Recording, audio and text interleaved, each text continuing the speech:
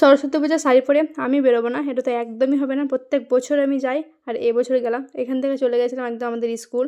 তো এখান থেকে স্কুলে আমি দুটো ফ্রেন্ডকে নেবো। দুটো বলতে গেলে একটা বোন, তারপর বোনের একটা ফ্রেন্ড ছিল। তো ২-৩ জন মিলে একদম চলে এসেছিলাম আমরা বাইরে। তোর সঙ্গে দেখা হয়ে গেল, তোর সঙ্গে যাবো। আর এক ইয়ারও গেছিলাম আমরা এখান থেকে হিরালাল। এবারেও যাবো হিরালালই।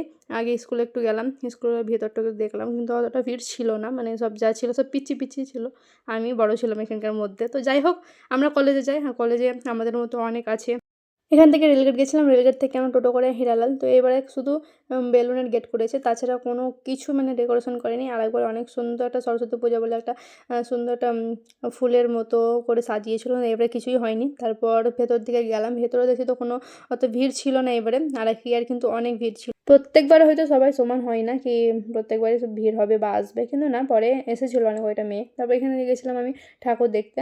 আর আরেকবারে কিন্তু আরও ভালো মানে কী বলে প্যান্ডেল ফ্যান্ডেল করেছিল, কিন্তু এবারে কোনো কিছুই করেনি, হয়তো ওদের কোনো ইচ্ছাই নাই। তো যাই হোক, যা করেছে ভালো লাগছিলো। তারপর একটু ঠাকুর দেখে এলাম। ঠাকুরটা একটু বেশ ভালোই সাজিয়েছে, দেখতে পাচ্ছ তোমরা, ভালোই লাগছিলো দেখে। আসলে সবসময় তো সব মানে সমান হয় না। আর এখানে আমি চলে গেছিলাম আবার প্রসাদ নিতে। প্রসাদ আমাকে খুবই ভালো লাগে। তারপর তো দিয়েছিলো আমাকে ওই মেয়েটা, তো ওটা রেখে আমি আবার সাইডেরটা নিয়ে এলাম। আসলে ওটাতে একটু বেশি ছিল তার জন্য। তো ভাবলাম কি একটু বেশি আছে, মানে ওটাই আমি নেই। আর আমাকে ভালো লাগে মানে এরকমভাবে সব কিছু ফল একসঙ্গে প্রসাদটা খেতে আমার সত্যি খুবই ভালো লাগে। তারপর এখানে তোমাকে দেখাচ্ছি কী কী ছিল প্রসাদের ভেতরে।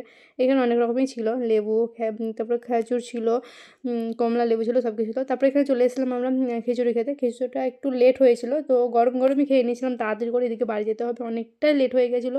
তো এখানে খিচুড়ি ছিল, আলুর দম ছিল আর চাটনি ছিল, যেটা আমার খুবই ফেভারিট।